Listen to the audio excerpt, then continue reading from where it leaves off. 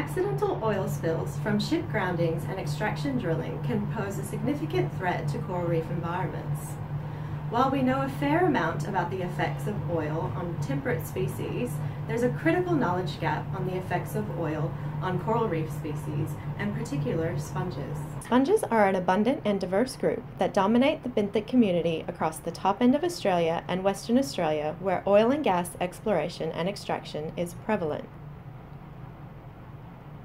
In this study, we used a multifaceted approach combining standard toxicity testing with host gene expression analysis and microbial community profiling to comprehensively examine the effects of oils on the sponge larval holobiont.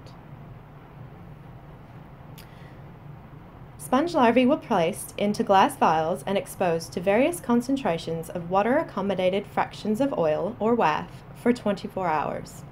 Following exposure, larvae were transferred to 6 well plates in clean seawater for 48 hours to assess their ability to settle and metamorphose.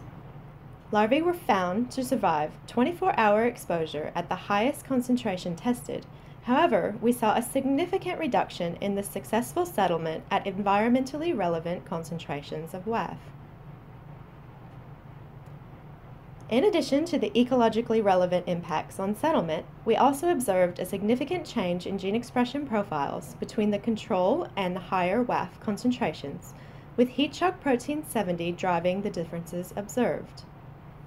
We found that the most sensitive marker for oil pollution in the sponges was actually a shift in the microbiome in the larvae, and we saw this shift even at the lowest concentration of oil used. Now, given this sensitivity, we suggest that looking at the shifts in the microbiome may be a good in situ marker to use for oil pollution for sponges in the future.